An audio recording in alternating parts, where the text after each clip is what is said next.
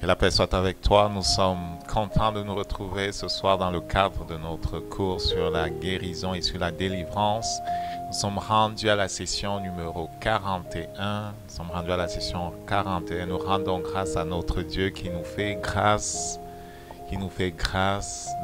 d'avoir accès à la révélation qui va nous permettre d'être équipés pour combattre en son nom sur la terre. Alors qu'il nous représente dans le ciel, nous sommes ses représentants sur la terre. Nous allons prier. Père, nous te bénissons parce que tu es fidèle. Nous te bénissons parce que voici le jour que tu as fait. C'est un jour de grâce, c'est un jour de délivrance, c'est un jour de guérison. Te bénissons parce que l'agneau de Dieu a été immolé et tout ce que nous faisons, Seigneur, tourne autour de ce qui a été fait à Jérusalem. Ce jour-là où tu fus témoin du grand sacrifice par lequel les hommes sont sauvés. Ce jour-là où tu déposas sur lui toutes nos infirmités, toutes nos maladies. Nous te bénissons parce que tu as été fidèle à la promesse faite à Adam. La semence de la femme est venue. Il a écrasé la tête du serpent en sorte que tous ceux qui croient ne périssent pas. Tu nous appelles, Jésus, à entrer dans ces choses. Nous te bénissons, toi qui es notre roi, toi qui es notre Seigneur, toi qui es celui qui fait aujourd'hui pour plusieurs la délivrance, pour toi qui fais aujourd'hui pour plusieurs, Seigneur, la guérison. Que ton nom soit sanctifié. Amen. Celui qui cherche vraiment à posséder ces choses, je t'encourage. Je t'encourage à revenir sur ce qui a été vu jusque-là, à prendre des notes et à rechercher dans la parole de Dieu, à approfondir les révélations qu'il nous donne et ensuite à trouver des opportunités de mettre en pratique les choses que nous avons apprises. Nous ne les possédons pas si nous ne les avons pas mises en pratique. Nous ne les possédons pas si nous ne les mettons pas encore en pratique. Nous les possédons lorsque nous les mettons en pratique. Oui, au début, ce ne sera pas parfait. Mais comme un enfant qui apprend à marcher, pour celui qui va continuer, pour celui qui va persévérer, pour celui qui va dire au Seigneur, tout ce que tu as pour nous, je veux, Seigneur, le saisir, celui-là va grandir. Il va être édifié, il va être fortifié, il va être établi. Ses racines vont aller profondément en Jésus-Christ et il pourra être sur cette terre le Fils de Dieu qui est l'appel qui est sur chacun de nous. Amen. Good. Donc aujourd'hui, nous sommes rendus au point numéro 3, l'étape numéro 3 en fait, d'une série qui va être longue. Il s'agit de la guerre contre Satan et ses armées. On rappelle, à partir du moment où nous sommes entrés dans ce monde, nous sommes entrés dans un domaine qui est en fait un théâtre de guerre. Il y a une guerre terrible entre la lumière et les ténèbres. Depuis que l'homme a été créé, il y a une guerre terrible entre la lumière et les ténèbres. Il y a une guerre terrible dans laquelle nous sommes engagés, qu'on le veuille ou pas. Que nous soyons conscients ou pas de ce qui se passe, nous sommes engagés dans cette bataille. Amen. Et la dernière fois, le Seigneur nous parlait justement on va revenir rapidement sur ce qu'on a vu la dernière fois. La dernière fois, on parlait de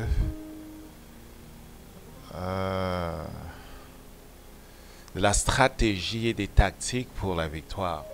La dernière fois, nous parlions des stratégies et victoires de la stratégie et tactique pour la victoire, et nous voyons combien il était important de connaître justement de connaître qui était notre Dieu, de connaître qui est-ce que nous sommes, de connaître ce qui a été planifié d'avance pour assurer notre victoire. On a beaucoup parlé du principe de la domination, on a beaucoup parlé du fait que Jésus-Christ est venu pour détruire les œuvres du diable et que le Père a programmé le succès de ce dans quoi nous sommes. Il a planifié d'avance les choses, c'est la stratégie. Et nous sommes au niveau de l'opération. C'est nous qui mettons en œuvre le plan que le Père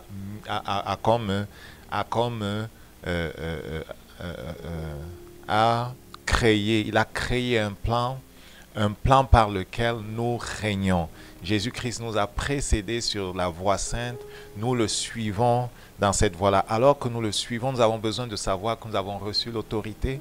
Alors que nous le suivons, nous avons besoin de savoir que le Père nous a précédés. Nous avons besoin de connaître par la révélation ce qu'il dispose pour que nous soyons équipés, pour que techniquement nous soyons puissants. Et c'est justement la mise en pratique encore de ces choses-là qui va faire en sorte que nous soyons établis. On a beaucoup passé du temps sur ce processus de maturation où le Père nous révélant des vérités sur lui, nous révélant des vérités sur nous, nous révélant des vérités sur le monde spirituel, nous donne l'opportunité de les pratiquer. Alors que nous pratiquons ces choses-là, nous grandissons en force.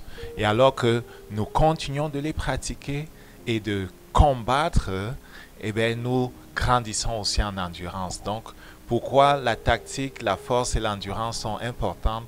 Parce que nous luttons. Et c'est l'image que le Saint-Esprit a voulu prendre dans Éphésiens au chapitre 6 pour nous permettre de saisir les aspects importants justement des éléments qui entrent dans notre formation, dans notre équipement pour que nous soyons victorieux. Nous ne cherchons pas la victoire, nous l'avons. Mais celui qui n'est pas, enseigné, celui qui n'a pas la révélation, celui qui ne comprend pas les choses spirituelles, ne comprend pas quelle est la part de Dieu et quelle est sa part, celui-là ne fera pas un bon soldat. Donc, rentrons écouter et que Dieu nous aide à saisir ce que nous avons besoin de saisir. Dans toute bataille, il est important de comprendre où se trouvent les forces de l'ennemi. J'écoutais quelqu'un qui rendait le témoignage sur ce qui se passait pendant la Deuxième Guerre mondiale. En Normandie, il devait avoir... Non, ce n'était pas en Normandie, ça se passait plutôt dans... Il y avait la guerre en Europe, il y avait la guerre aussi dans les îles du Pacifique. Ça se passait dans les îles du Pacifique. Il racontait qu'un soir, ils étaient sur un bateau de guerre américain et le commandant de bord était en train de débriefer toutes les équipes sur le débarquement qui devait avoir lieu quelques jours après ou le lendemain. Et le commandant de bord était en train de les débriefer sur le fait qu'ils avaient été divisés en deux équipes. Il y avait une équipe qui devait faire une sorte de faux débarquement pour que l'armée ennemie pense que ils allaient débarquer sur les côtes ouest. Et pensant qu'ils allaient débarquer sur les côtes ouest, il était question de faire en sorte que l'ennemi rassemble le plus gros de son armée sur les côtes est.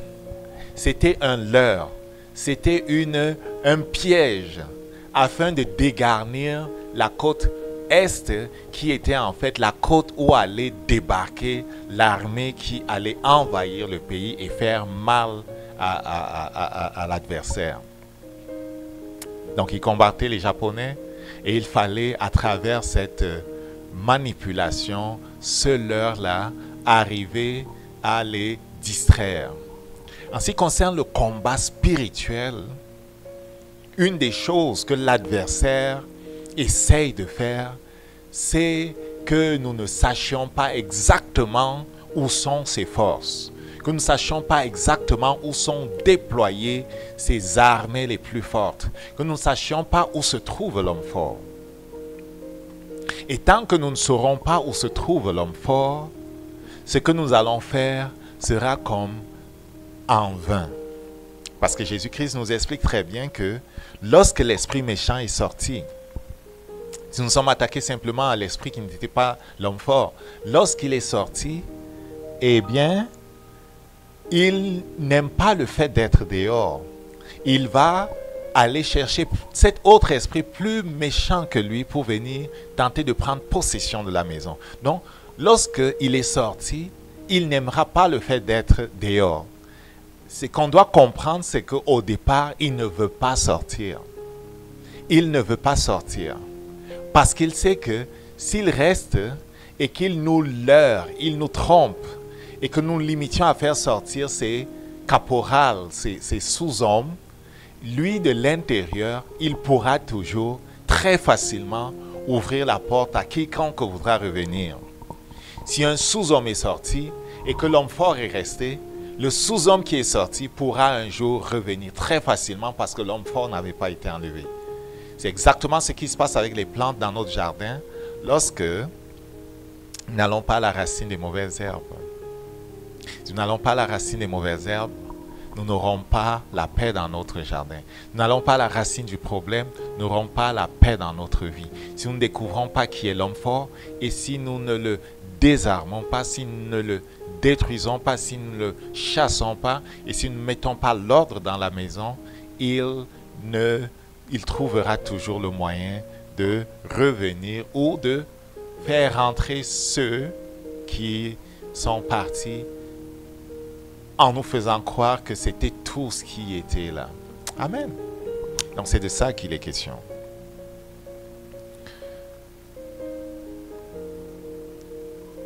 Dans Matthieu chapitre 12, c'est Jésus-Christ qui utilise l'expression d'homme fort. On lui avait amené un démoniaque aveugle muet à partir du verset 22. Il le guérit, de sorte que le muet parlait et voyait. Toute la foule était étonnée et disait, « N'est-ce point le fils de David ?» La foule est étonnée, la foule est frappée par le miracle que Jésus a accompli. Elle se demande, est-ce que ce n'est pas ici celui qui devait venir? Est-ce que ce n'est pas ici le Messie? Ils avaient posé la même question à Jean-Baptiste il y a quelque temps. Et Jean-Baptiste avait dit, non, ce n'est pas moi, c'est celui qui vient avec moi. Voici que ceux-ci, qui peut-être n'avaient pas entendu le témoignage de Jean-Baptiste, se posent la question, est-ce que ce n'est pas ici celui qui devait venir? Les pharisiens qui s'opposaient à Jésus répondent d'une façon qui n'est pas surprenante. Eux donc qui ayant entendu le commentaire de la foule et qui s'opposaient continuellement à Jésus, répondent ceci. Cet homme ne chasse les démons que par Belzéboul, qui est le prince des démons. Donc pour eux, ce n'est pas par la puissance de Dieu que Jésus-Christ a fait ce miracle, mais c'est par la puissance de Lucifer lui-même. Et Jésus, qui discerne donc ce qu'ils avaient dans leur cœur comme pensée, dit ceci. Si Satan chasse, Satan, il est divisé contre lui-même. Comment donc son royaume subsistera-t-il? Et moi, si je chasse les démons par Belzéboul, vos fils, par qui les chassent-ils? C'est pourquoi eux-mêmes ils seront vos juges. Plusieurs, comme les fils de Séva, parcouraient les villes ça et là pour essayer d'aider les gens qui avaient des problèmes avec des esprits. Avant Jésus et pendant qu'il était sur la terre, quelques-uns essayaient d'aider les gens qui avaient des soucis avec des esprits. Okay? On ne sait pas trop comment ils faisaient, ni au nom de qui ils le faisaient, mais il y avait, du temps de Jésus, des exorcistes, des gens qui essayaient de soulager des personnes qui étaient opprimées. Et Jésus leur demande donc, ceux-là donc qui parcourent les villes en essayant d'aider les gens, ils seront vos juges. Okay? C'est par qui qu'il arrive à le faire. Eux, ils seront vos juges. Allons vite au verset 28. Verset 28 dit, « Mais si c'est par l'Esprit de Dieu que je chasse les démons, alors le royaume de Dieu est venu vers vous. » Si c'est par l'Esprit de Dieu que je chasse les démons, le royaume de Dieu est venu vers vous. Et nous savons, c'était par l'Esprit de Dieu que Jésus-Christ chassait les démons. C'est par l'Esprit de Dieu que nous allons être capables de chasser les démons. Il a dit, voici les miracles qui accompagneront ceux qui auront cru. Ceux qui ont cru se répandent. Ceux qui ont cru sont immergés dans l'eau. Ceux qui ont cru reçoivent, après qu'ils soient immergés dans l'eau au nom de Jésus-Christ, ils reçoivent la promesse du Saint-Esprit. Le Père a voulu que dans les derniers temps soit répandu sur toute chair le Saint-Esprit. Le Saint-Esprit vient nous revêtir de la même façon que Jésus a été revêtu du Saint-Esprit.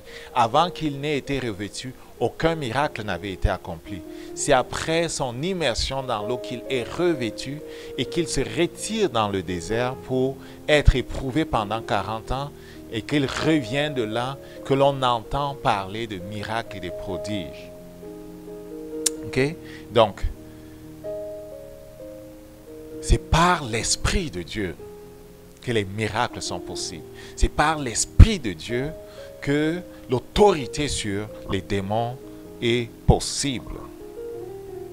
Verset 29, il dit, « Comment quelqu'un peut-il entrer dans la maison d'un homme fort et piller ses biens sans avoir auparavant lié cet homme fort?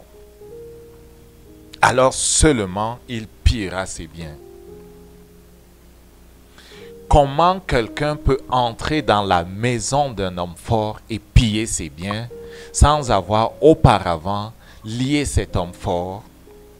Alors seulement il pillera ses biens. Jésus-Christ leur explique ce qui se passe.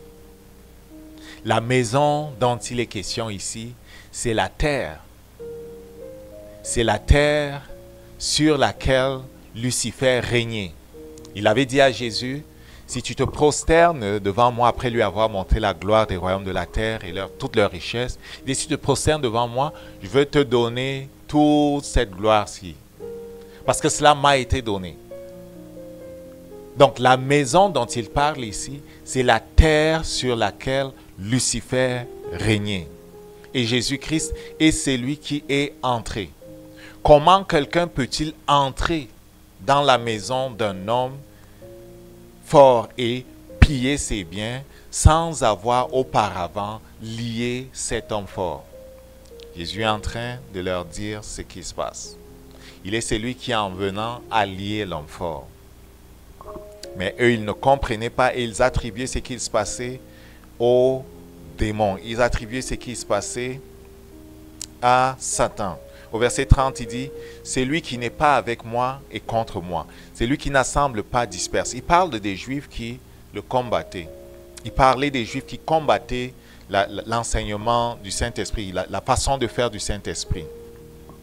C'est vrai qu'il y a plusieurs personnes qui, sur la question du combat spirituel, sur les questions relatives à ce que Jésus-Christ a enseigné concernant la délivrance, concernant la guérison, concernant le Saint-Esprit, concernant plein d'autres choses, il y a beaucoup qui calomnient le Saint-Esprit. Il y a beaucoup qui diffament le Saint-Esprit. Il y a beaucoup qui vilipendent ce que le Seigneur a donné comme enseignement à son Église.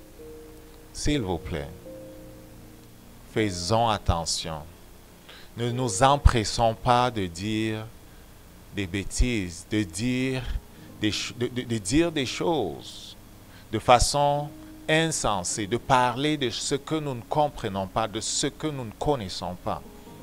Prenons le temps, lorsque nous ne comprenons pas, d'entrer dans sa présence afin de savoir de quoi il s'agit. Si nous ne comprenons pas les choses spirituelles, avant de dire des choses qui peuvent être une insulte à la face de notre Dieu, prenons le temps de l'interroger. Les pharisiens ne savaient pas et ils parlaient de façon blasphématoire à l'endroit de notre Dieu, à l'endroit du Saint-Esprit. Si on lit les versets subséquents, on va voir qu'il y a une conséquence grave à l'endroit de quiconque diffame le Saint-Esprit, parle de façon injurieuse vis-à-vis du Saint-Esprit, refuse d'entrer dans ce que le Saint-Esprit a mis en place pour son Église, pour les hommes, pour la race d'Adam. Dans Luc, il y a une version qui nous donne une compréhension plus précise de ce que Jésus-Christ exprime comme vérité et qui est vraiment le fondement de ce dont nous allons parler aujourd'hui. Dans Luc au chapitre 11, il est écrit ceci. Jésus chassa un démon qui était muet.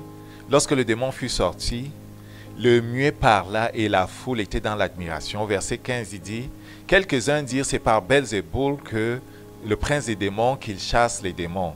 Et d'autres, pour l'éprouver, lui demandèrent un signe venant du ciel. » Quelques-uns avaient demandé un signe venant du ciel avant d'accepter qu'il était le Messie, avant qu'ils acceptent qu'il était, selon le commentaire de la foule, le fils de David, celui qui avait été promis. Okay? Au verset 17, Jésus, qui connaît la pensée qui était dans leur cœur, dit, « Tout royaume divisé contre lui-même est dévasté, et une maison s'écroule. Tout royaume qui est divisé contre lui-même est dévasté, et une maison s'écroule sur une autre. » C'est sûr que le royaume de Satan n'est pas divisé. C'est sûr, il y a une compétition féroce dans ce royaume-là parce qu'il ne marche pas par l'amour, mais il n'est pas divisé contre lui-même. Il travaille pour un seul but, voler, détruire et tuer. Il travaille pour un même but, voler, détruire et tuer. Et même s'ils se combattent, ce sera toujours pour voler, pour détruire et pour tuer. Ce sera pour la conquête des territoires, pour la conquête peut-être de ce que l'autre leur donne comme récompense.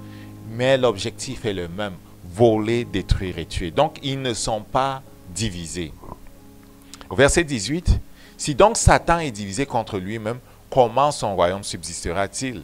Puisque vous dites que je chasse les démons par Belzéboul. » Verset 21. On va sauter au verset 21. Au verset 20, pardon. « Mais si c'est par le doigt de Dieu, que je chasse les démons, le royaume de Dieu est venu vers vous. » Quand j'ai lu l'expression « voix de Dieu », ça m'a fait penser à ces sorciers, à ces magiciens qui étaient autour de Pharaon, lorsque Moïse manifestait la gloire de Dieu et qui essayaient de copier Moïse. À un moment donné, quand ils n'étaient plus capables de copier, de copier Moïse, ils ont dit « c'est le doigt de Dieu ». C'est le doigt de Dieu. Donc, c'est le doigt de Dieu, c'est la main de Dieu qui est avec nous. C'est la main de Dieu, c'est l'Esprit de Dieu. C'est une autre expression qui veut dire le Saint-Esprit à l'œuvre. La main de Dieu, le doigt de Dieu, c'est le Saint-Esprit qui est à l'œuvre quelque part. Donc, c'est par le Saint-Esprit que Jésus fait quelque chose. Verset 21, « Lorsqu'un homme fort et bien armé, il y a le détail maintenant qu'il est bien armé, garde sa maison, ce qu'il possède est en sécurité. » Donc, le verset 21 nous parle de celui qui nous parle de Lucifer. On va le voir en détail tout à l'heure. Donc, il est fort, il est armé, il garde sa maison et ce qu'il possède est en sécurité. Du point de vue de lui, tu comprends, il ne veut pas perdre ce qu'il a. Okay? Il va tout faire pour ne pas perdre ce qu'il a. Verset 22, « Mais si un plus fort vient et le dompte, tu comprends? Le plus fort qui vient le dompte,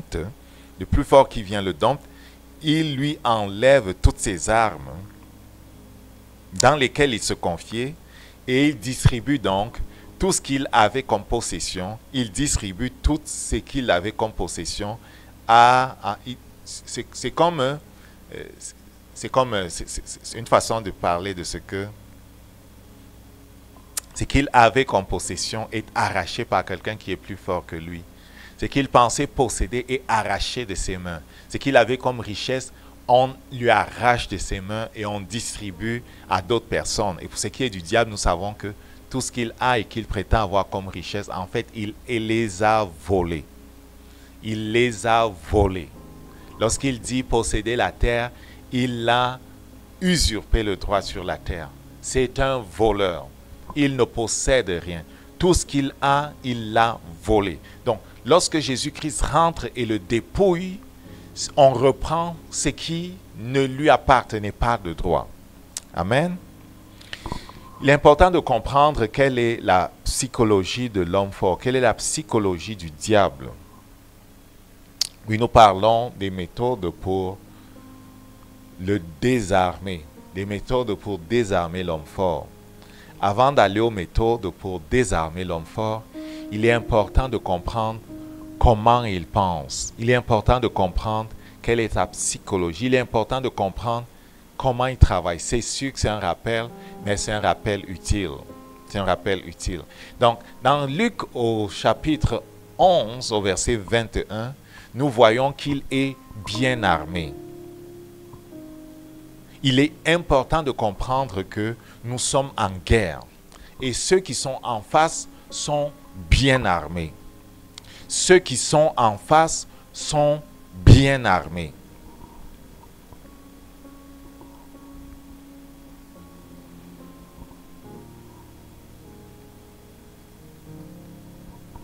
Leurs forces et leurs armes, on les a vues la dernière fois, on peut rentrer voir. Ça va être la tromperie, ça va être la dissimulation, ça va être en rapport avec tout ce qui est l'empêchement de la réalisation de qui nous sommes, à travers les accusations, à travers la tromperie, à travers toutes sortes de choses. Revenons au chapitre précédent pour le voir. Le cours précédent entre en détail là-dedans. Donc, il est bien armé. Il faut connaître ses armes, puisqu'il est question de le désarmer. Il faut connaître ses armes pour être capable de les attaquer avec précision pour les détruire. Okay? Référence, le cours 40. Okay? C'est un tyran qui oppresse sans cesse. Lucifer est un tyran qui oppresse sans cesse. Saint-Esprit nous a poussé à nous attarder longuement sur Ésaïe chapitre 14 lorsque nous méditions lorsque nous préparions ce cours-ci. Dans Ésaïe chapitre 14, le Saint-Esprit parle du roi de Babylone, mais on comprendra rapidement que en fait, c'est de Lucifer qu'il s'agit. Je vais lire à partir du verset 3. Et quand l'Éternel t'aura donné le repos, après tes fatigues et tes agitations, et après la dure servitude qui te fut imposée, alors tu prononceras ce chant sur le roi de Babylone. Et tu diras, et quoi? Le tyran n'est plus? L'oppression a cessé? L'Éternel a brisé le bâton des méchants, la verge du dominateur, des dominateurs. C'est lui qui, dans sa fureur, frappait les peuples par des coups sans relâche. C'est lui qui, dans sa colère, subjuguait les nations et poursuivit sans ménagement. Toute la terre jouit du repos et de la paix. On éclate en chant d'allégresse. Les cyprès même, les cèdres du Liban se réjouissent de ta chute. Depuis que tu es tombé, personne ne monte plus pour nous abattre. Le séjour des morts s'émeut jusque dans ses profondeurs pour t'accueillir à ton arrivée. Il réveille devant toi les ombres, tous les grands de la terre. Il fait lever de leur trône tous les rois des nations. Tous prennent la parole pour te dire, toi aussi, tu es sans force comme nous. Tu es devenu semblable à nous. Ta magnificence est descendue dans le séjour des morts, avec le son de tes luttes. Sous toi est une couche de verre. Et les vers sont ta couverture. Verset 12. Le verset 12, malheureusement, dans plusieurs versions, a été modifié par ceux-là qui,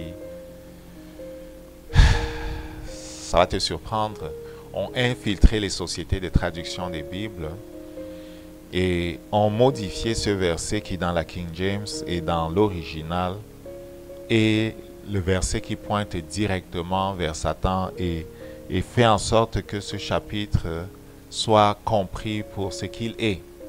Ok? Le verset 12 dit, « Te voilà tombé du ciel. » Lucifer, le astre brillant, c'est pas une bonne traduction, c'est un forçage qui n'a pas d'allure pour les raisons de dissimulation de l'autre. Dans le combat spirituel, si tu ne sais pas qui est ton adversaire en guerre, si tu ne penses pas avoir d'adversaire ou si tu ne connais pas qui est ton adversaire, tu t'en vas perdant. Une des tactiques de l'autre a été de faire en sorte que l'on ignore sa présence, de faire en sorte que l'on nie sa présence, de faire en sorte que l'on ne sait pas qu'il agit derrière les rideaux. Et plusieurs sont ramassés. Le monde gît sous le malin parce que le monde, en général, ne croit pas à son existence. Lorsqu'ils en parlent, c'est de façon comme pour ridiculiser ceux qui croient en son existence. C'est une erreur. Okay? Donc, dans les textes originaux, c'est « Te voilà tombé, Lucifer, fils de l'aurore. Tu es abattu à terre, toi, le vainqueur des nations. Tu disais dans ton cœur, je monterai au ciel, ça aussi le révèle clairement. J'élèverai mon trône au-dessus du trône, au-dessus des étoiles de Dieu. Je m'assirai sur la montagne de l'assemblée, à l'extrémité du septentrion. Je monterai sur le sommet des nues. Je serai semblable au Très-Haut. Verset 15. Mais tu as été précipité dans le séjour des morts, dans les profondeurs de la fosse. Ceux qui te voient fixent sur toi leur regard. Ils te considèrent attentivement. Est-ce là l'homme qui faisait trembler la terre, qui ébranlait les royaumes, tu comprends? Qui séduisait le monde, qui réduisait le monde en désert, qui ravageait les villes et ne relâchait point ses prisonniers. Amen. Je vais m'arrêter au verset 17. Donc, il est important de comprendre quelle est sa psychologie, comment il pense, comment il travaille. Okay? Il est bien armé. Okay? C'est un tyran qui oppresse sans cesse. Demande à ceux qui sont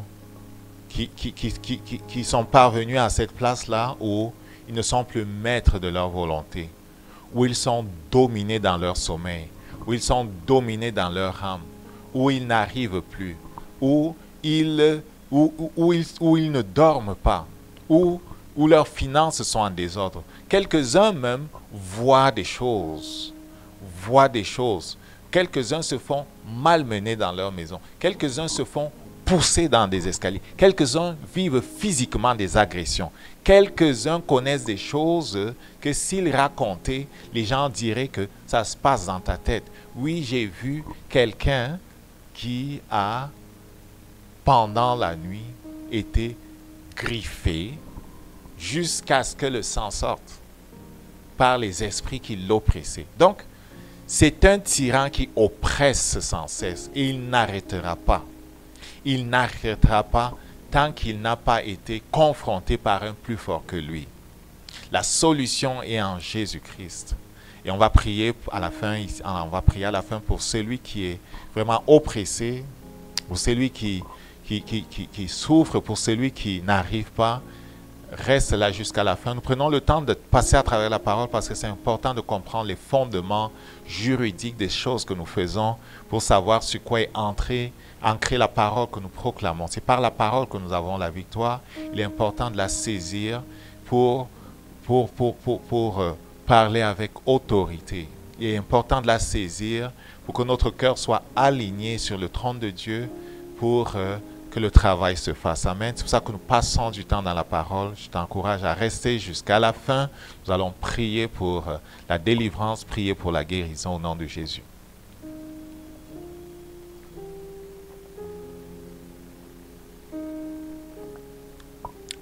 Donc, il frappe avec fureur et sans relâche. Il subjugue, poursuit sans ménagement. Il fait trembler la terre.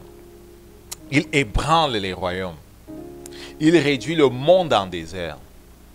S'il peut, il transformera ta vie en désert. S'il peut, il transformera tes finances en désert. S'il peut, il transformera en désert ta maison. S'il peut, il transformera en désert toute ta vie. Il te rendra vraiment incapable de faire quoi que ce soit. S'il peut, il transformera une nation en désert. Quelques nations ont été transformées en désert par celui-là. Il y a des nations qui n'ont pas de paix. Il n'y a pas de paix. Il n'y a que la destruction, la destruction, la destruction, la destruction. Il réduit le monde en désert. Il ravage les villes. Il ne relâche point ses prisonniers. Ça, c'est un point important à savoir. Il n'a pas l'intention de relâcher ceux sur qui il règne. Il n'a pas l'intention de relâcher ceux sur qui il règne. Il n'a pas l'intention de relâcher ceux sur qui il règne.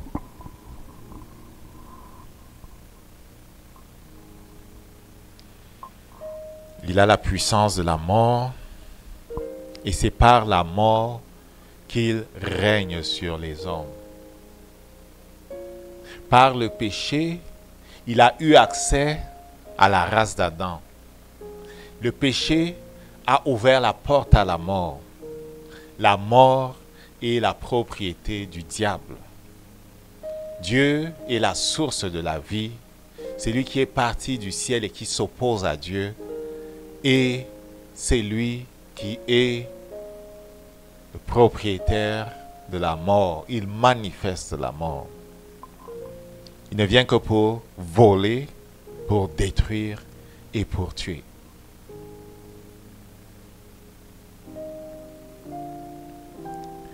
Toujours dans Luc, on voit révéler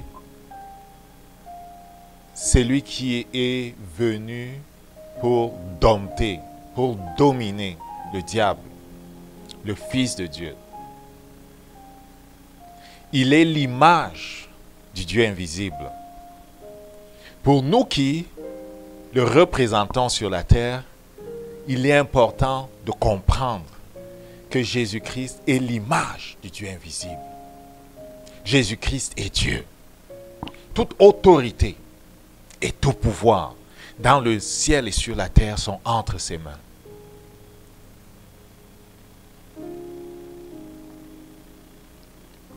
Pour celui qui va,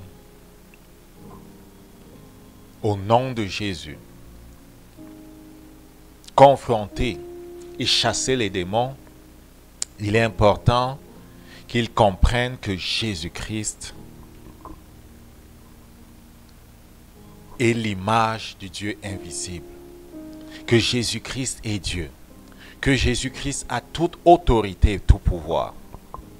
Que Jésus-Christ est plus fort que le diable. Jésus-Christ est plus fort que le diable. J'entends quelqu'un dire, ça fait longtemps je prie, ça fait longtemps je crie, mais les esprits maléfiques ne sont pas partis. Les rêves terribles n'ont pas cessé. Les fausses couches n'ont pas arrêté. Les couches de nuit n'ont pas arrêté. Tel problème ne s'est pas arrêté. Ça fait longtemps que je prie. Je me pose la question de savoir si le nom de Jésus est vraiment suffisant.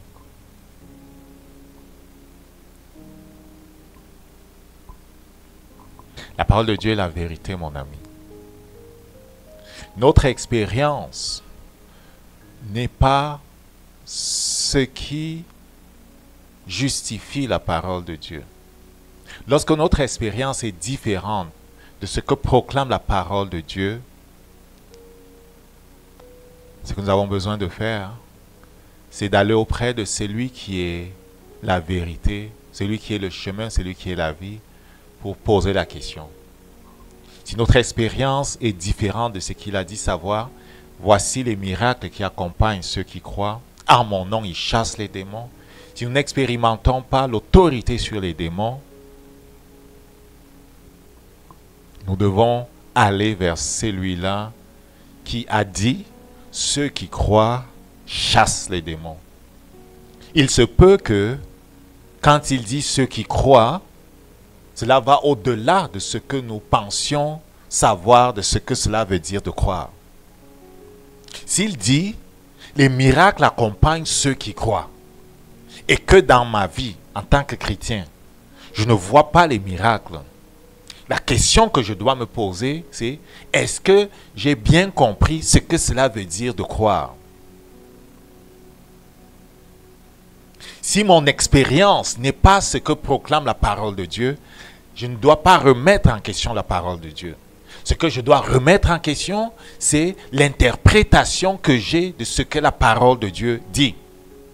Et sur l'interprétation de ce qu'elle dit, au sujet de Marc 16, quelques-uns ont voulu dire que dans certains manuscrits, on n'a pas retrouvé les versets 15 à 20. Et donc, ce n'est pas pour nous. Ah, ce n'est pas pour nous. Non, les amis. Non, les amis. Ça, c'est encore une manipulation de celui qui veut enlever à l'Église le privilège qu'elle a, à savoir, c'est lui de représenter Jésus-Christ sur la terre. C'est lui d'aller comme il est allé pour détruire les œuvres du diable. Les versets 15 à 20 font partie intégrante de ce chapitre-là, Marc 16.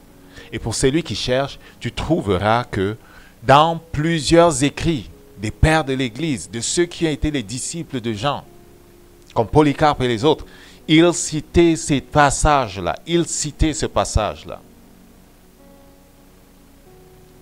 Amen. Donc, on ne va pas se laisser distraire par ceux qui ne veulent pas entrer dans les eaux profondes. Amen. Donc, je disais donc, si mon expérience est différente de ce que le Père proclame dans la parole, ce que je vais faire, je vais aller vers le Père pour poser la question afin qu'il m'aide à comprendre ce que cela veut dire. Amen. Donc, Jésus-Christ est plus fort que le diable. Jésus-Christ est oint pour délivrer. Lorsqu'on lui remet les rouleaux à Jérusalem ce jour-là, il ouvre dans Ésaïe le texte qui le concernait. Jésus-Christ ouvre dans Ésaïe le texte qui le concernait. Isaïe au chapitre 61. Le Nouveau Testament n'existait pas encore. Jésus-Christ ouvre Isaïe au chapitre 61 et il dit « L'Esprit du Seigneur, l'Éternel, est sur moi, car il m'a oint pour porter la bonne nouvelle aux malheureux. Il m'a envoyé pour guérir ceux qui ont le cœur brisé, pour proclamer aux captifs la liberté, aux prisonniers la délivrance, pour consoler les affligés, pour accorder aux affligés de Sion,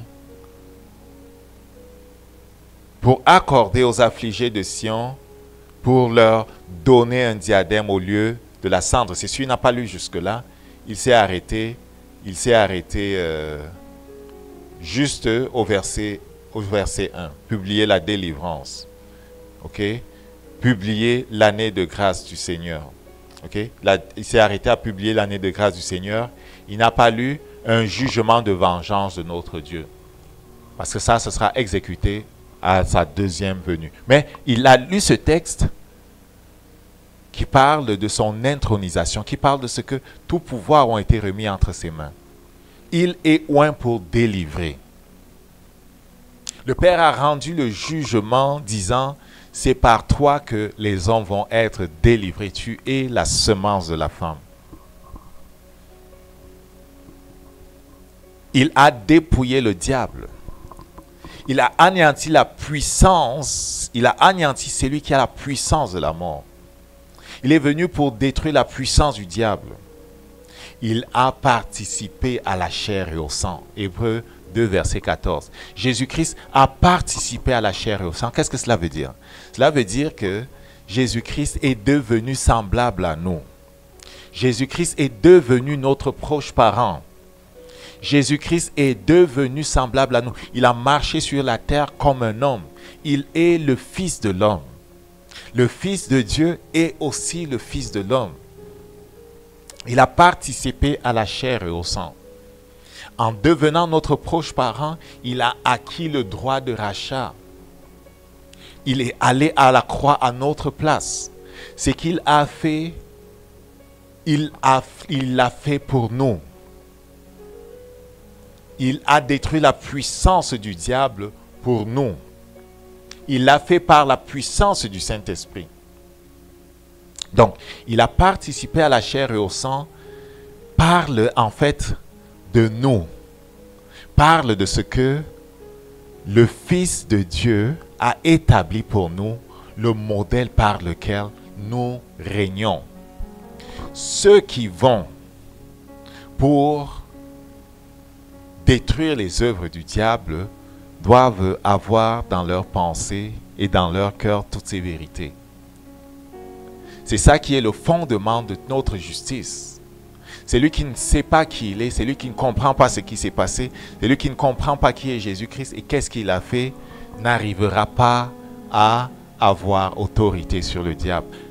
Tu comprends donc pourquoi lorsque Marc au chapitre 16 dit au verset 17, « Voici les miracles qui accompagneront ceux qui auront cru. » Lorsqu'il dit ça, tu comprends que croire, ce n'est pas juste croire que oui, je sais que Jésus a existé, je sais que Jésus a vécu. Non, non, non, non, non. Ce n'est pas de ça qu'il est question. Il est question de comprendre qui est Jésus, pourquoi il est venu, en tant que qui il est venu, et qu'est-ce que cela veut dire pour nous, et qu'est-ce qu'il a fait à la croix, et qu'est-ce qu'il fait maintenant alors qu'il est au ciel, et qu'est-ce qu'il nous a donné, et qui est-ce que nous sommes en lui, et comment cela fonctionne, les choses qu'il nous a données. Il est question de comprendre cela et d'entrer dans ces choses-là. Celui qui croit met en pratique les choses. Si nous croyons, nous allons mettre en pratique. Amen. Si nous croyons, nous allons mettre en pratique. Ceux qui mettent en pratique voient se manifester ce que le Père a dit. Il est le premier-né de la nouvelle création. Les deux dernières proclamations là parlent vraiment de nous. Jésus a fait quelque chose dans lequel il nous introduit. Jésus a fait quelque chose dans lequel il nous introduit. Nous pouvons marcher sur ses traces parce qu'il est devenu semblable à nous. Nous pouvons marcher sur ses traces parce que c'est en tant qu'homme qu'il a fait ce qu'il a fait. Ce n'est pas en tant que fils, ce n'est pas en tant que Dieu que Jésus-Christ ce jour-là a chassé l'esprit muet qui troublait cet homme-là. C'est en tant qu'homme rempli du Saint-Esprit qu'il l'a fait. C'est pour ça qu'il dit, celui qui croit en moi, les choses que j'ai fait, lui aussi il va le faire. Il en fera même de plus grandes parce que je m'en vais vers le Père. Jean 14, verset 12, tu comprends? Il parle de nous. Donc, on a voulu rappeler ces choses-là afin que nous comprenions que lorsqu'on parle de l'homme fort, c'est le diable. L'homme fort, c'est le diable. Éphésiens 6 nous apprend que son royaume est divisé en étages. Et c'est à travers toutes sortes d'esprits de rang inférieur qu'il va régner sur une ville, régner dans une région, régner dans la vie de quelqu'un. Dans la vie ou dans l'espace ou dans le territoire où il envoie ses hommes pour régner, il y a un homme fort. Il y a un chef d'équipe. Ce chef d'équipe-là, dans une région, il faut le connaître si on veut dominer la région. Ce chef d'équipe-là, dans un pays, il faut le connaître si on veut dominer le pays. Ce chef d'équipe-là, dans la vie d'une personne, il faut le connaître si on veut libérer vraiment la personne. Si on ne connaît pas cet homme fort-là, si on ne connaît pas ce chef d'équipe-là, on est en train de perdre notre temps. Notre capacité à libérer la personne ou le territoire de l'influence du diable sera renforcée par la connaissance que nous avons de comment il fonctionne, de comment il pense. C'est pour ça que nous avons voulu faire un rappel de sa façon de penser et de comment il travaille. Notre capacité à être efficace aussi sera accrue par la compréhension de qui est Jésus, de ce que Jésus a fait. Il a travaillé par le Saint-Esprit et il a établi pour nous quelque chose dans lequel nous sommes appelés à entrer. De comprendre cela est important parce que nous marchons en fait sur ces traces. Okay? Les étapes pour arriver à la victoire sont celles-ci. Okay? Il y a un temps de préparation. L'Éternel est celui qui exerce nos mains au combat. Il ne va déployer personne qui n'a pas été préparé.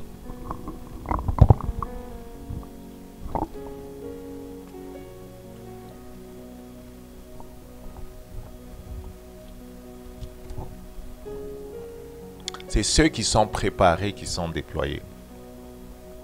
Les Écritures montrent que c'est ceux qui sont préparés qui sont déployés. Quand Israël devait combattre, on demandait à ceux qui avaient peur de sortir des rangs.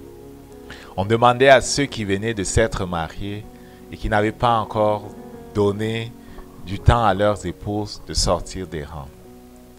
On trouvait toutes sortes de façons de sortir des rangs ceux qui n'étaient pas préparés, ceux qui n'avaient pas la tête à la guerre, ceux qui n'avaient pas envie de se battre. Pour toutes sortes de raisons, on sortait des rangs ceux qui n'étaient pas prêts. Et on prenait le temps de préparer les armées avant d'aller en guerre. Jésus-Christ a préparé ses disciples avant de les envoyer. Pendant qu'il les a envoyés 2 par 2, les 12 d'abord et puis les 72, et pendant qu'il les enseignait, cela faisait partie de la préparation. Donc, il y a un temps de préparation. Le Saint-Esprit me dit qu'on est continuellement en préparation. Parce qu'il y a une prochaine bataille. Il y a une prochaine bataille.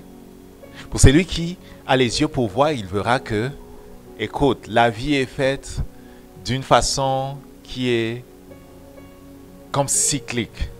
Ok? Soit on est au cœur d'une bataille, soit on est en train de terminer une bataille, soit on est en train sur le point d'entrer dans une bataille. On est donc vraiment toujours en train de combattre ou de se préparer à combattre. Et celui qui nous déploie s'assurera qu'avant la prochaine bataille, nous ayons été correctement outillés. Nous sommes rendus à la leçon 41. Quelques-uns sont poussés par le Saint-Esprit à revenir sur certaines leçons parce qu'ils ont des batailles à mener. Quelques-uns vont être poussés par le Saint-Esprit à faire de ces leçons-là une école parce que le Seigneur les prépare. Il y a un temps de préparation. Il y a une étape où il faut identifier l'homme fort. On ne veut pas boxer dans le vide. On ne veut pas taper au hasard. On ne veut pas faire comme des amateurs. On ne veut pas perdre nos forces. On ne veut pas dépenser nos cartouches. On veut viser à coup sûr. On veut taper à la racine. On veut taper là où ça fait mal. On veut abattre les vrais autels. On veut frapper l'homme fort. On ne veut pas perdre le temps avec ses caporaux. Il y a le temps de la confrontation, où il faudra déclencher cette guerre. Quelques-uns sont toujours en train de se préparer. Écoute là, ils sont toujours en train de se préparer. Jamais ils ne parviennent à la connaissance de la vérité. Ils sont toujours en train de se préparer. Jamais ils n'engagent la bataille. Ils sont toujours en train de se préparer. Jamais ils ne commencent vraiment à mettre en œuvre. Ce n'est pas comme ça que ça marche, les amis. Il faut mettre en œuvre la chose. Il faut confronter l'ennemi. Il faut engager la bataille. Il faut démarrer le projet. Le but du projet, le but de la confrontation, c'est de désarmer et de détruire totalement l'adversaire. On veut le désarmer, le détruire totalement. Ce qui ressort, en tout cas dans ce que Jésus disait, il vient, il le dompte, il le désarme, il le dépouille et il libère totalement les captifs. Tu comprends? Et après qu'on a désarmé et détruire totalement l'adversaire, il faut poser de nouvelles fondations. Il faut élever de nouveaux murs. Il faut reconstruire ce qui avait été abattu. Il faut consolider les choses. Amen. Sur la préparation, le Saint-Esprit disait à Josué que ce livre de la loi ne s'éloigne pas de ta bouche. Que ce livre de la loi ne s'éloigne pas de ta bouche. Il disait, médite-le jour et nuit, afin d'apprendre à te conduire selon ce qui s'y trouve inscrit. Car c'est alors que tu auras du succès. C'est alors que tu réussiras. Personne ne peut réussir s'il néglige la parole de Dieu. La parole de Dieu est l'instrument par lequel le Père nous prépare. Il nous enseigne, il nous reprend, il nous instruit. Il fait de nous des vraies personnes, il fait de nous des hommes forts. On a besoin de la parole de Dieu. Dans Romains chapitre 12, à partir du verset 1 jusqu'au verset 2, le Saint-Esprit va se servir de la parole de Dieu pour faire les deux aspects de la sanctification qui sont décrits dans les versets 1 et 2 de Romains chapitre 12. Le premier verset parle de la consécration de notre corps. Notre corps doit être consacré à l'Éternel. Si nous voulons être efficaces dans le combat spirituel, notre corps doit être consacré à Dieu. Si nous voulons être efficaces dans le combat spirituel, notre corps doit être consacré à Dieu. Le deuxième verset parle de notre âme. Notre âme aussi doit être consacrée à Dieu. Ne vous conformez pas au siècle présent. Soyez transformés par le renouvellement de votre intelligence pour connaître quelle est la volonté de Dieu, ce qui est bon, agréable et parfait. Notre âme aussi doit être consacrée à Dieu. Notre volonté, nos sentiments, nos émotions doivent être consacrés à Dieu.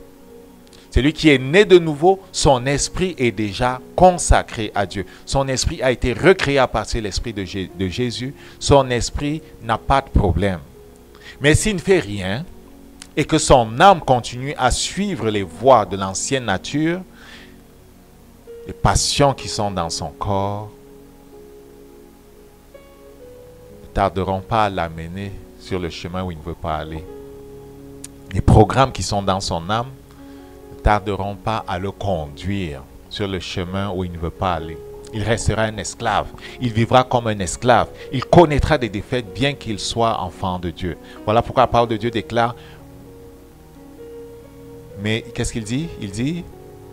Il dit, mes enfants périssent parce qu'ils manquent de connaissance.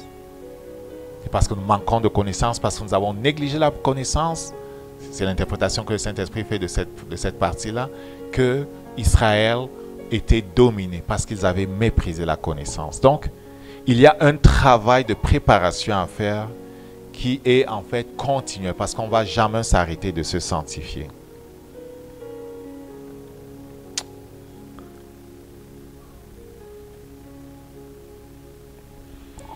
Il va s'agir par le Saint-Esprit de chercher à comprendre notre passé. Chercher à comprendre les choses qui sont passées dans notre famille. Chercher à comprendre les alliances et les choses qui sont passées des deux côtés, notre père, notre mère. Si c'est utile, le Saint-Esprit va même nous donner des rêves, que nous puissions comprendre le passé, pour que nous puissions comprendre les choses qui sont le fondement des alliances et des autels qui travaillent contre nous. L'homme fort travaille à partir des alliances, l'homme fort travaille à partir des autels, l'homme fort travaille à partir de l'égalité. On ne peut pas le faire partir si on n'a pas compris quel est le fondement légal sur lequel il se tient. Donc pendant que le Seigneur nous amène dans la sanctification de notre âme, la sanctification de notre corps. Le Seigneur va, pendant qu'on se prépare, ou pendant même que l'on travaille, le Seigneur va nous amener sur le terrain où on aura à comprendre les fondements juridiques qui sont basés sur les événements passés, du territoire qu'on veut libérer, de la personne qu'on veut libérer. Parce qu'il y aura parfois des choses à faire pour briser les alliances, pour briser les choses. Il y aura de la repentance parfois à faire. Parfois des territoires ont été livrés à la destruction à cause des alliances terribles qui ont été faites. J'ai entendu au sujet d'Haïti qu'il y a des dirigeants qui dans le passé avaient carrément fait des cérémonies pour confier leur nation au diable.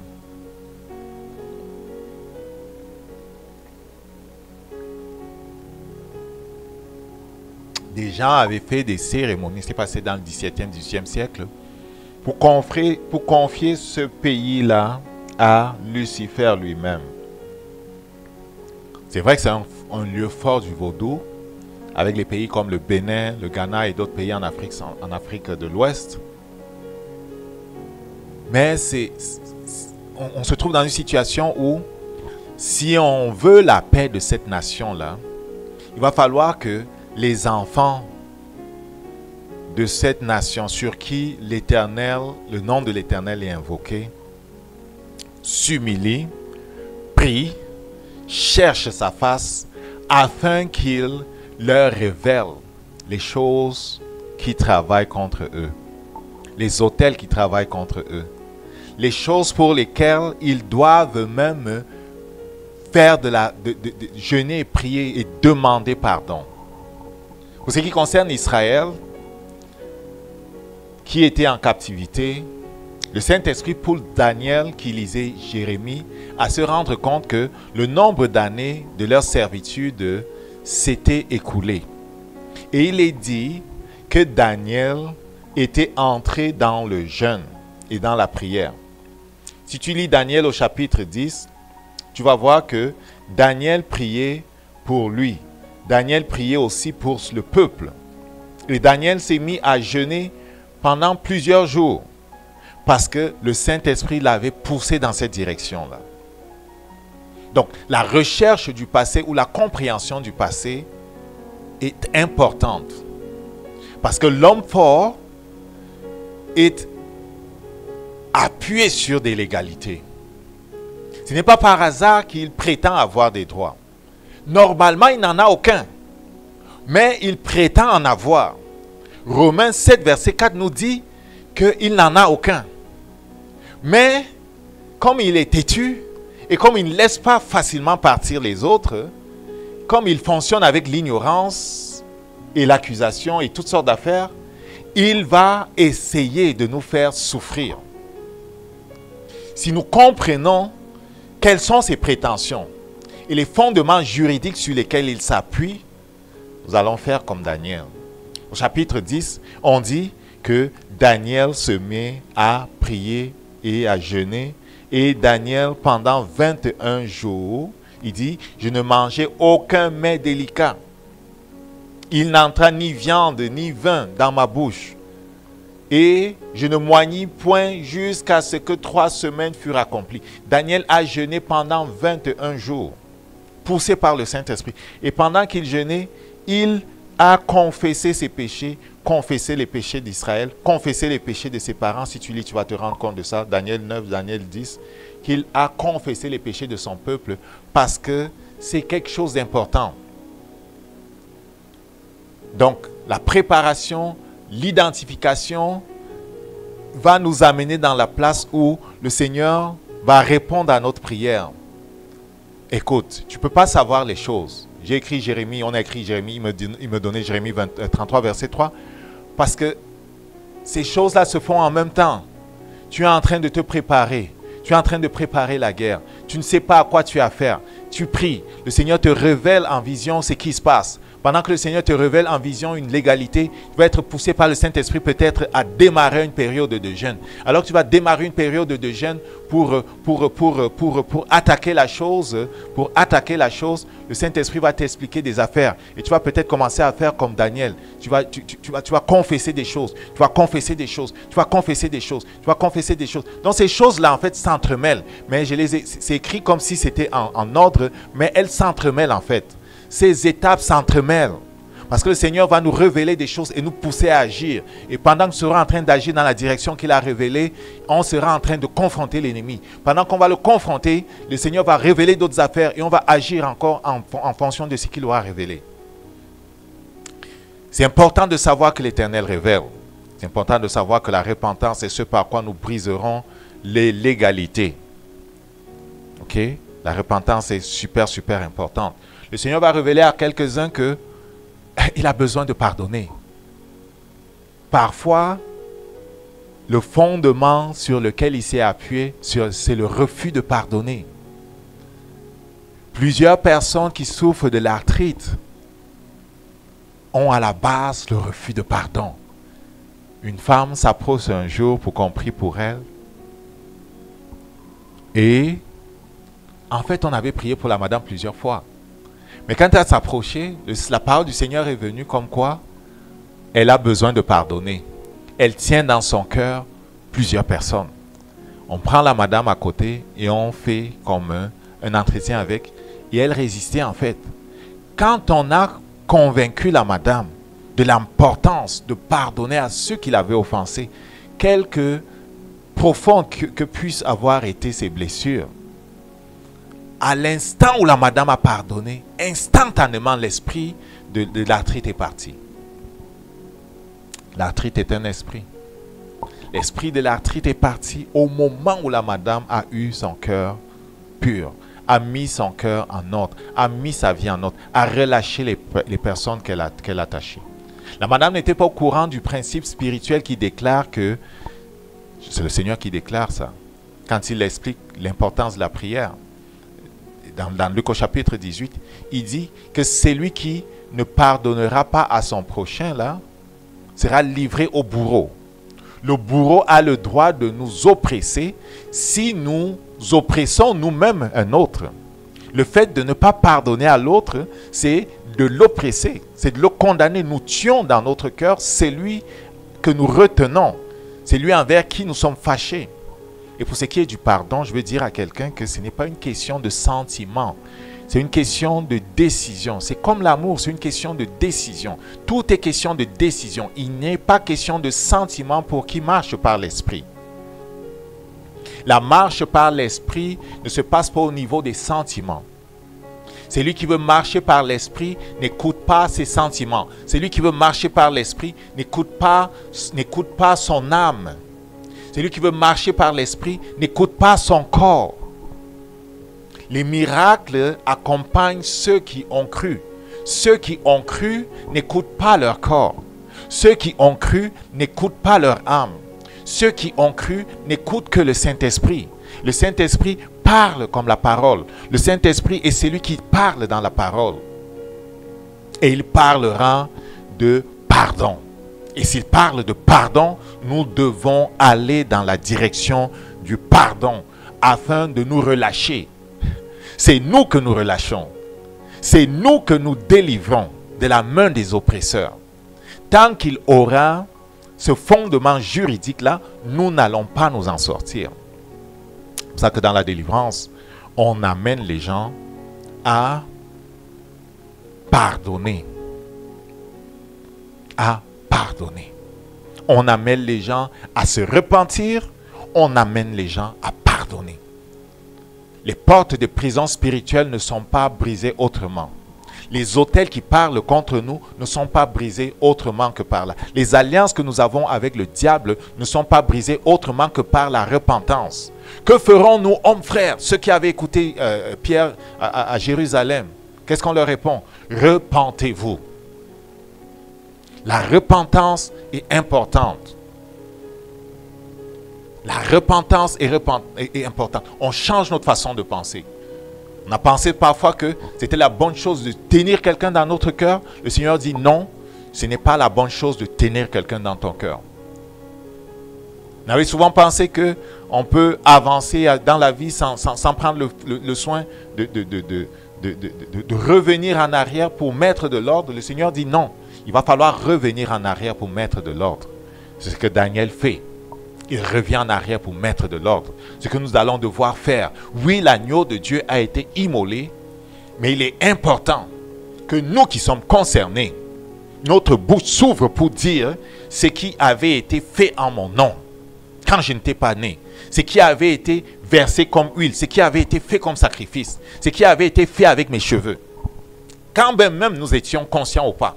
Aujourd'hui, alors que je suis devenu chrétien, je veux que tu l'entendes de ma bouche, Satan et vous autres, je me désolidarise de l'alliance qui avait été faite par mon grand-père, je me désolidarise de l'alliance qui avait été faite par mon père, je me désolidarise des alliances qui avaient été faites par ci et ça. Ce que le Seigneur révèle, on doit vraiment prendre le temps de rejeter ces choses, d'ouvrir notre bouche pour rejeter ces choses. Il faut que le monde spirituel nous entende proclamer notre liberté et nous désolidariser de la chose comme Daniel l'a fait. Mais il se désolidarisait même pas de la chose du point de vue de demande de pardon, parce qu'il demandait pardon à Dieu. Il demandait pardon à Dieu pour l'offense que ses parents avaient fait. Parfois, nous allons devoir demander pardon à Dieu pour l'offense que nos parents ont fait, pour l'offense que nos dirigeants ont fait. Demandez pardon à Dieu, implorer sa grâce. C'est pour ça qu'il dit, si mon peuple sur qui est invoqué mon nom s'humilie, prie, cherche ma face. S'humilie là, ça vient avec le jeûne. S'humilie, prie, cherche ma face. Je vais le guérir. Je vais encore parler du jeûne. Le jeûne est important. Il le jeûne parce qu'il y a certaines choses qui ne vont pas se faire sans le jeûne. Le jeûne humilie notre âme. Tant que notre âme reste orgueilleuse, tant que notre âme reste en possession de ses moyens, nous avons un problème. L'agneau de Dieu est allé à la croix pour détruire la puissance du péché. Notre âme doit être amenée à la croix. Notre âme doit être déposée sur l'autel. Notre chair doit être amenée à la croix. Notre chair doit être déposée sur l'autel. Le jeûne est le moyen qui nous a été donné pour parvenir à cela. C'est le moyen par lequel nous humilions notre âme. Nous la désarmons. Nous détruisons ce qui se trouve en elle comme prétention. Nous détruisons ce qui a été placé en elle comme programme de la vieille nature. Je me suis rendu compte que le jeûne détruisait vraiment les passions qui sont dans la chair. En tout cas, il a dit de jeûner. Et c'est ce que Daniel fait, c'est ce que nous allons faire. Donc, si le peuple sur qui est invoqué mon nom s'humilie, c'est le jeûne, prie, cherche ma face, je vais le guérir. Quelqu'un a besoin de prendre un temps de jeûne. Je te dis là, quelqu'un a besoin de prendre un temps de jeûne. Quelqu'un a besoin de prendre un temps de jeûne pour chercher la face de Dieu. Pour chercher à comprendre qui est l'homme fort. C'est qui l'homme fort qui me trouble? C'est qui l'homme fort qui trouble ma famille? Parfois c'est facile de savoir c'est qui. Mais te dis parfois c'est pas facile. Et on a besoin de savoir c'est qui. C'est quoi la racine? C'est quoi la racine de ce problème? Le jeûne nous rend sensibles spirituellement. Le jeûne nous rend sensibles à la voix de Dieu. Le jeûne nous rend sensibles à ce qui se passe dans le monde spirituel. Il y a plus de vision. Il y a une plus grande sensibilité à ce qui se passe. Celui qui attaque la prière attaque aussi le jeûne. Et si tu veux savoir, le jeûne et la prière sont comme ensemble. Il y a un moment où le jeûne est carrément la prière. Amen. Que Dieu nous aide. On reviendra sur le jeûne une autre fois. Mais ça fait partie de la préparation. Ça fait partie des outils que nous avons pour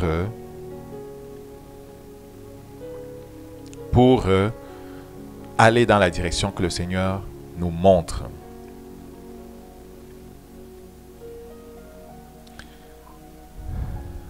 Pour celui qui est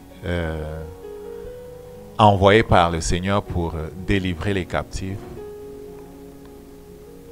il est important de fonctionner avec compassion. Il est important de comprendre les desseins de Dieu. Il est important de comprendre ce que Dieu veut faire dans une nation, dans un territoire, dans la vie de quelqu'un. Il est important de comprendre le cœur de Dieu et d'aller avec compassion. Nous n'allons pas en notre nom. Nous n'allons pas pour notre gloire. Nous n'allons pas afin que les gens disent que ici se trouve un puissant homme de Dieu, une puissante femme de Dieu. Nous n'allons pas pour nous. Nous allons avec compassion, vraiment pour apporter la paix et le règne de Dieu là où l'autre pendant longtemps avait régné. Amen. C'est super important que notre cœur soit à la bonne place.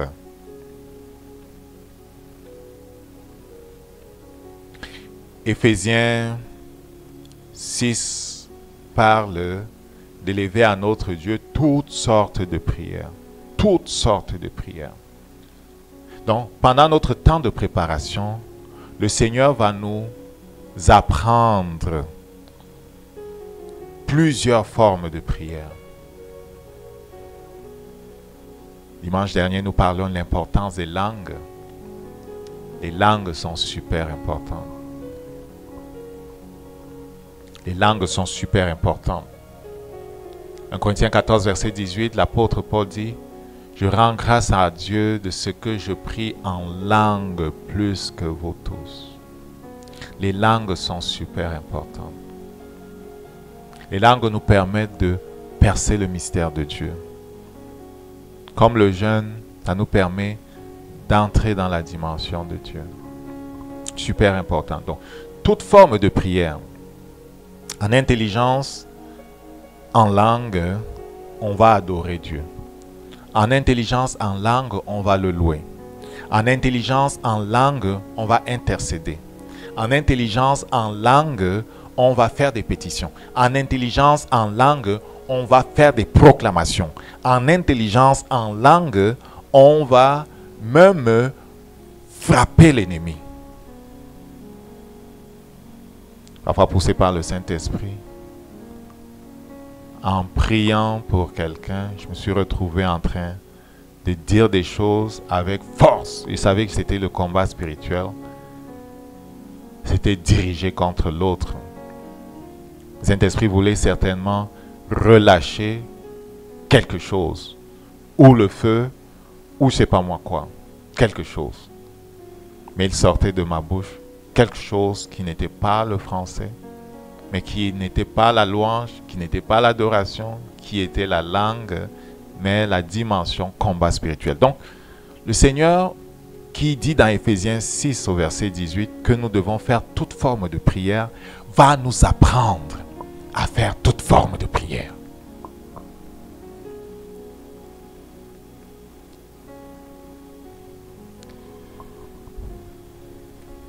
La confrontation.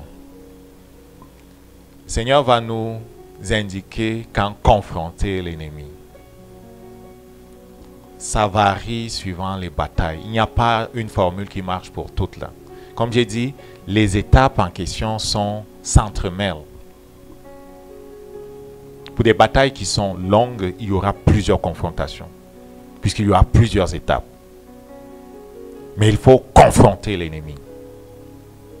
Dans 1 Samuel au chapitre 17, David confronte Goliath. Celui qui confronte l'ennemi doit venir au nom de l'Éternel.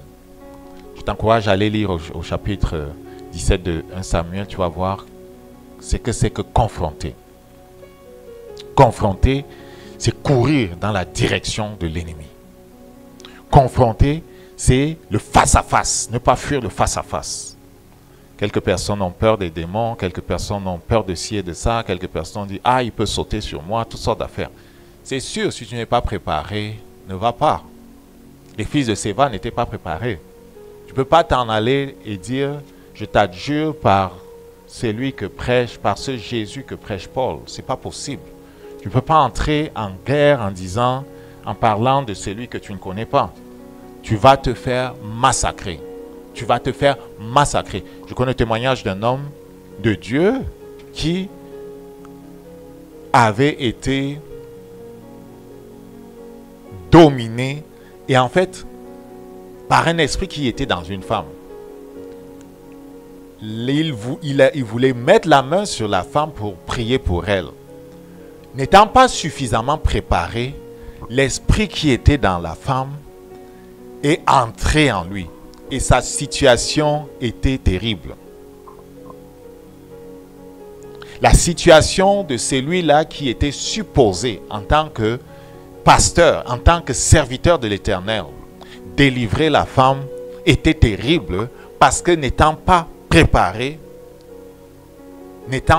préparé, il a été dominé et subjugué par l'esprit qu'il partait attaquer. Le temps de la préparation, c'est tous les jours. C'est tous les jours. Si j'ai à confronter un esprit, je ne vais pas dire, attendez que j'aille me préparer. Je vais le confronter là, si c'est possible. Pourquoi? Parce que le Seigneur nous prépare tout le temps. Nous devons nous préparer tout le temps. Parce que il se peut que quelqu'un ait besoin et qu'il faille confronter l'ennemi là.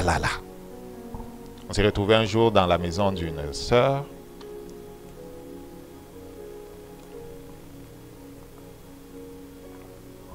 Qui racontait toutes les difficultés qu'elle avait avec son enfant.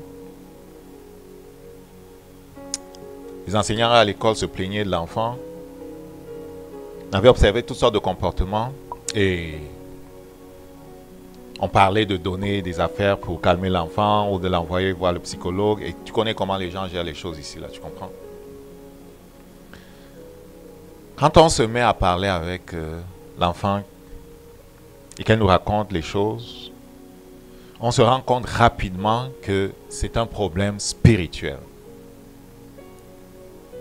Quand on se plaignait de l'enfant à l'école, en fait, qu'elle avait fait ci et fait ça, l'esprit qui lui était apparu dans le lavabo à la maison pour lui faire l'offre de venir en elle, toutes sortes d'affaires, et d'une certaine façon, l'esprit, elle était déjà dominée par certains esprits, tu comprends? Quand tu commences à avoir des affaires et toutes sortes d'affaires et tu vis des choses là, parfois, même celui qui t'apparaît en classe et ici et là, parfois, ou lui ou les autres sont déjà en toi, tu comprends? Donc, on comprend donc que l'affaire est de la sorte et ce n'est pas les psychiatres qui vont la régler, tu comprends? Il était peut-être 19h. On dit, bon, on est dans un immeuble là, écoute, il y a les voisins, qu'est-ce qu'on va faire? L'enfant avait commencé à crier, tu comprends? Parce que le Seigneur nous avait conduit à l'amener à reconnaître que l'accusateur l'a trompé. Et sur le fondement de la tromperie, avait réussi à la piéger. Pour faire une histoire longue courte, on a confronté le diable là. On a confronté l'homme fort là. On s'est dit, si les voisins se plaignent, ben on leur dira que c'était une urgence. S'ils appellent la police, on leur dira que c'était une urgence. Par la grâce de Dieu, en 20 minutes, l'affaire avait été réglée. On doit vivre prêt. On doit vivre prêt. Donc, le pasteur en question avait une dame qui avait besoin d'aide. Il n'était pas prêt. L'esprit est entré en lui. Sa situation était terrible. Il a fallu plusieurs mois plus tard que le Seigneur trouve enfin des gens qui pouvaient aider cet homme-là. Tu comprends? Donc, il faut le confronter. Mais celui qui va confronter doit être prêt. David était prêt. David était prêt. Quand ses frères s'inquiètent de qu'est-ce que tu es en train de faire, il a dit, je suis prêt. Je n'ai même pas besoin des armes que vous me donnez. Quand on confronte l'ennemi, on doit aller avec ce que l'on a. Avec ce que l'on a utilisé. Avec les armes que le Seigneur nous a fait connaître au cours des anciennes batailles. Qui nous a fait connaître récemment, qu'on a pratiqué. Peut-être même c'est l'occasion de pratiquer la nouvelle arme que nous avons, mais dont nous connaissons les subtilités. Tu comprends? David donc ne craignait pas et disait au roi, j'ai pas besoin de ton sabre, j'ai pas besoin de ci et ça. Je n'arrive même pas à fonctionner avec ça. Si tu veux fonctionner avec ce que les autres utilisent, tu n'arriveras pas à avancer. Donc David met ça de côté et il s'en va vers celui-là au nom de l'Éternel des armées. Pendant qu'il gardait le troupeau de son père, les lions étaient venus et l'Éternel lui avait permis de les confronter et d'avoir la victoire sur eux. Des ours étaient venus, l'Éternel avait permis qu'il les confronte et qu'il ait la victoire sur eux. Donc il connaissait l'autorité du nom de Dieu. Il connaissait le secours qui vient de l'Éternel. Il connaissait l'Éternel. Donc c'est au nom de l'Éternel qu'il s'en va confronter l'autre. Tu marches contre moi avec l'épée, verset 45, la lance, le javelot. Moi je marche contre toi au nom de l'Éternel des armées, le Dieu d'Israël que tu as insulté. Celui qui s'en va confronter l'ennemi ne peut pas s'appuyer sur ses victoires passées. Ne peut pas dire je suis un homme fort. Ne peut pas sortir de la place où il est caché en Jésus. Il doit aller au nom de Jésus. Nous allons au nom de Jésus. Nous allons pour la gloire de Jésus. David allait au nom de l'Éternel des armées. Il allait pour défendre l'honneur du nom de l'Éternel des armées et l'honneur de l'Éternel des armées. Il allait pour prouver à ceux qui les avaient humiliés pendant 40 ans que celui qui est Dieu, ce n'est pas Dagon, le Dieu des Philistins, mais c'est Yahvé, le Dieu des Juifs, le Dieu des Israélites, le Seigneur des armées célestes, le Dieu de tous les esprits, le Seigneur de tous les hommes en fait.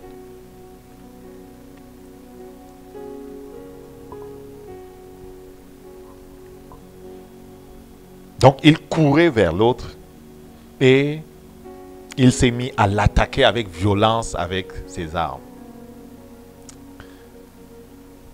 C'est super important que nous ne tournions pas le dos à l'autre. C'est super important que nous ne tremblions pas. C'est super important que nous comprenions que c'est lui qui nous a préparés, nous envoie. Il disait à Jérémie, regarde, je t'établis aujourd'hui sur les nations, sur les royaumes, pour que tu arraches, tu abattes, pour que tu ruines, pour que tu détruises, pour que tu bâtisses et pour que tu plantes. C'est lui qui confronte. Satan doit savoir que Jésus a dit, soumettez-vous à Dieu, résistez au diable, il fuira loin de vous. Il doit savoir que Jésus a été oint du Saint-Esprit et de force. Et qu'il allait ça et là. Il guérissait les malades. Et ce Jésus-là est en nous. Nous portons Jésus en nous. Quand nous allons, c'est Jésus qui va. Quand nous parlons, c'est Jésus qui parle.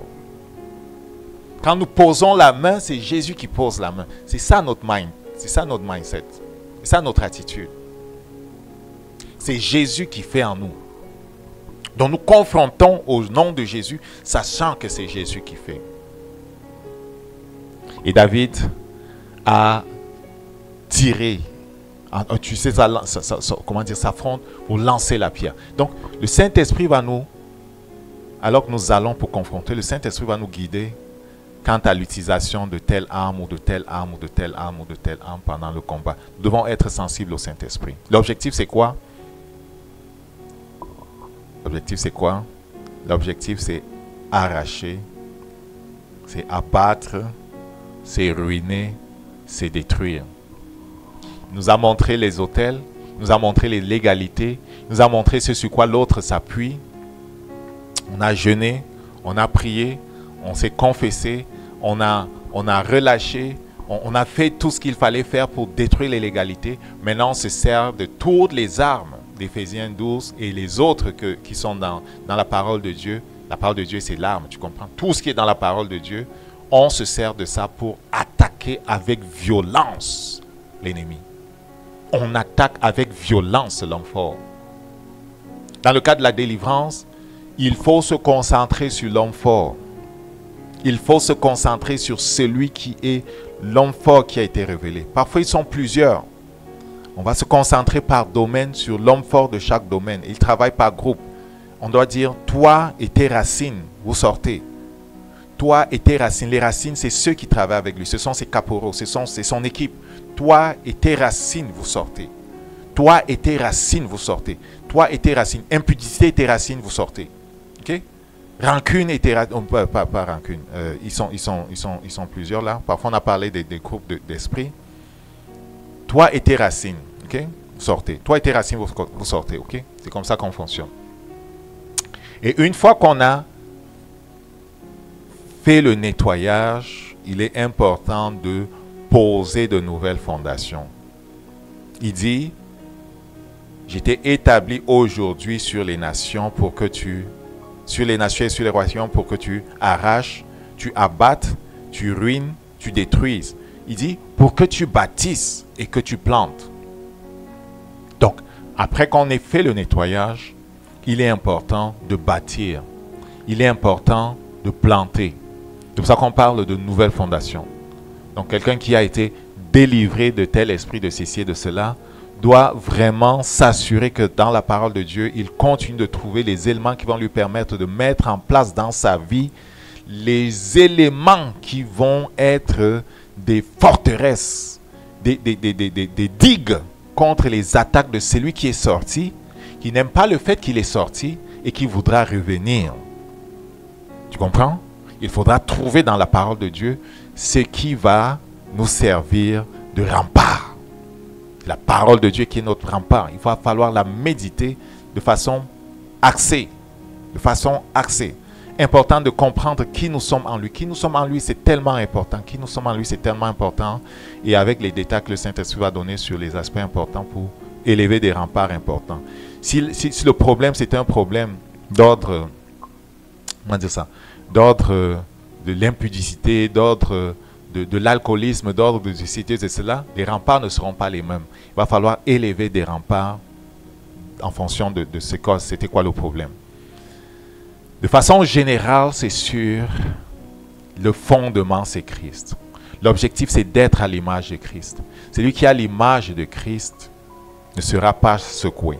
Donc, l'objectif pour nous tous, c'est d'être à l'image de Christ, d'avoir nos fondements en Christ. C'est pour ça qu'on ne peut pas se mettre à négliger un certain pan de l'enseignement de Jésus-Christ. On doit prendre tout ce que le Seigneur enseigne. Si nous négligeons un certain pan de l'enseignement de Jésus-Christ, ça va être une fissure par laquelle l'autre pourra s'infiltrer pour nous créer des problèmes.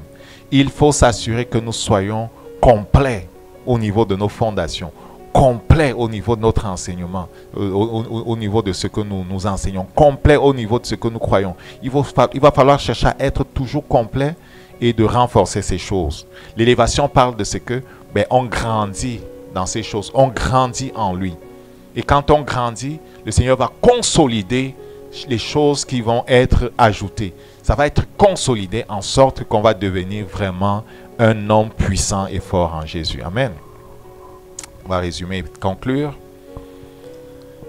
Pour avoir raison de l'homme fort, pour vraiment le désarmer, le détruire et pour mettre en place ce que le Seigneur nous appelle à avoir comme personne, il est important de comprendre le mindset de l'autre.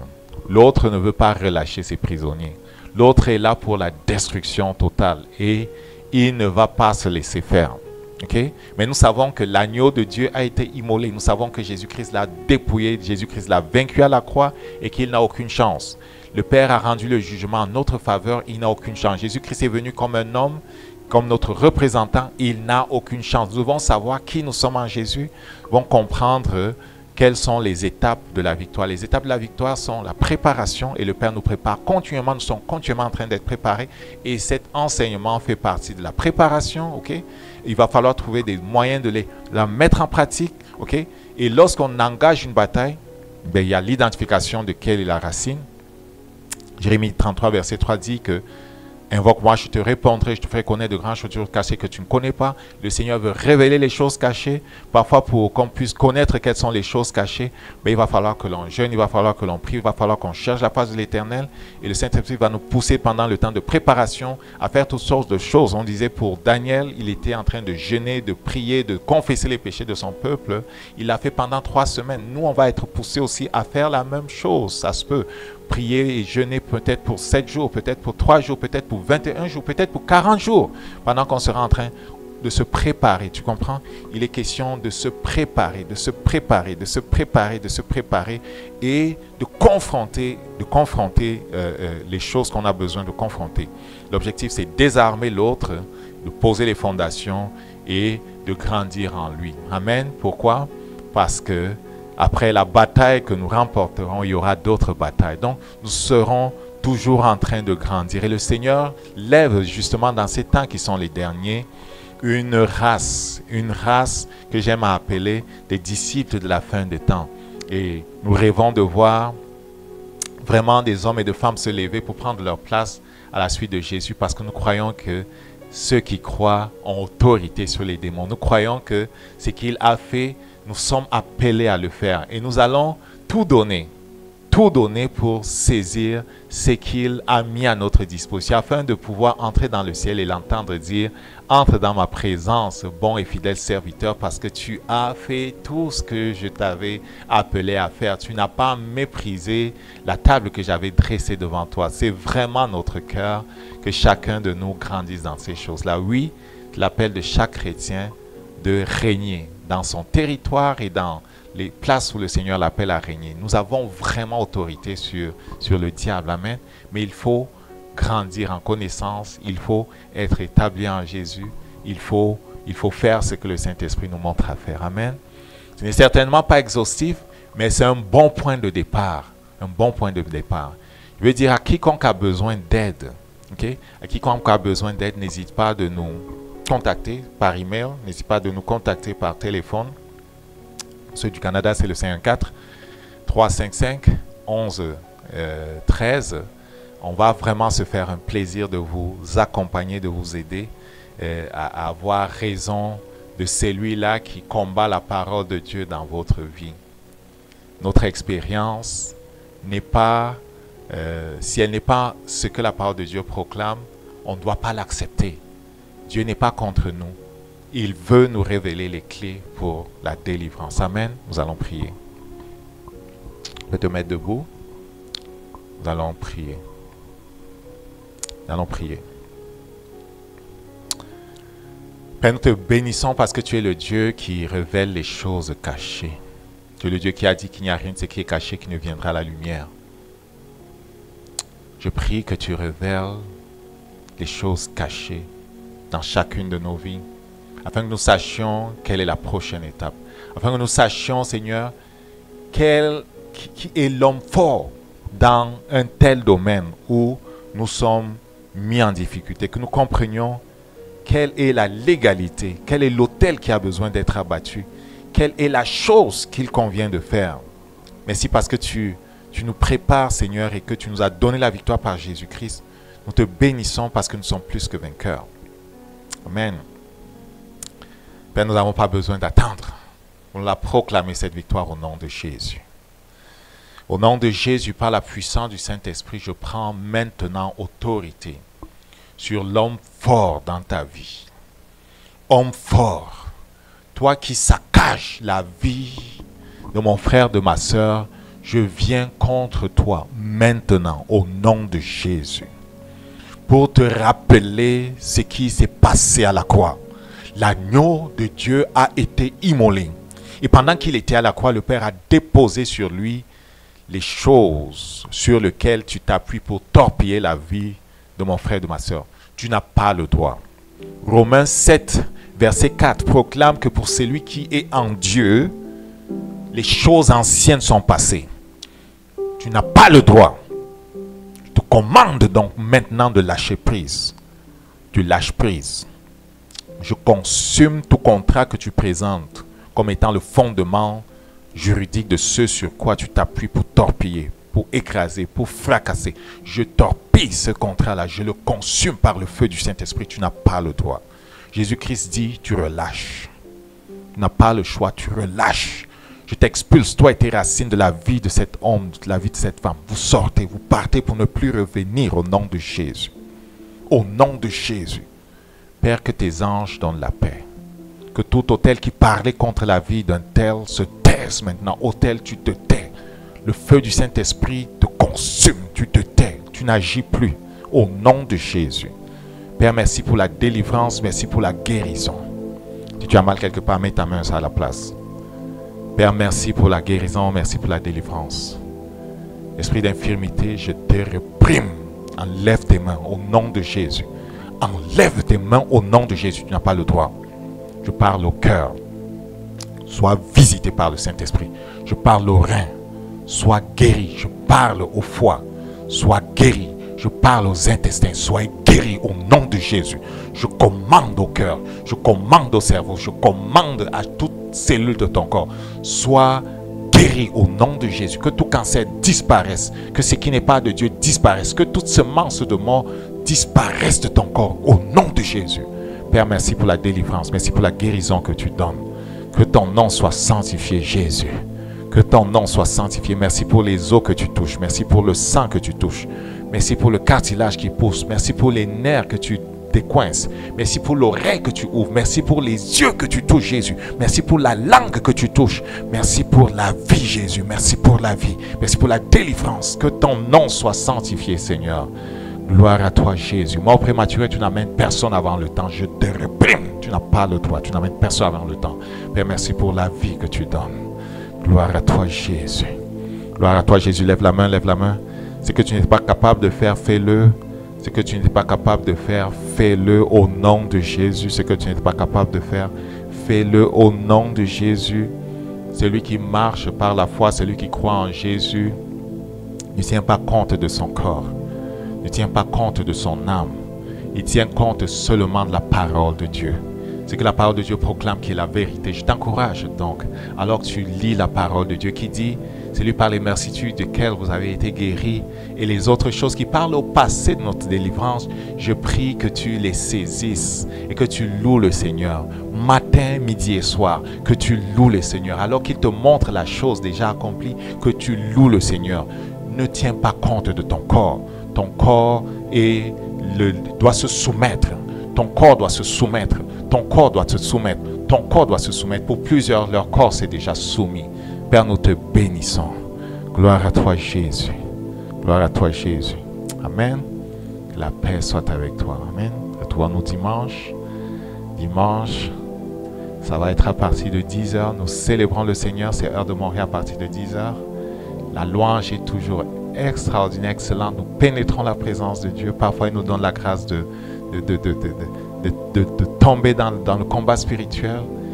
Et nous aurons aussi un temps de parole extraordinaire. Je t'encourage vraiment à saisir toutes ces occasions qui sont des occasions de préparation, des opportunités de préparation. Pour celui qui n'a pas encore de canevas de méditation, immersionrema.com pour être immergé dans sa parole à tous les jours. Encore une autre occasion de se préparer. Nous sommes en préparation parce que des gens ont besoin d'aide. Les gens autour de nous ont besoin d'aide. On n'aura pas besoin de dire « attends que j'aille jeûner, attends que j'aille prier ». Non, on le fait tout le temps. On le fait constamment. Nous nous préparons afin de pouvoir agir lorsque les gens ont besoin d'aide. Amen. Que le Seigneur te bénisse au nom de Jésus. Amen.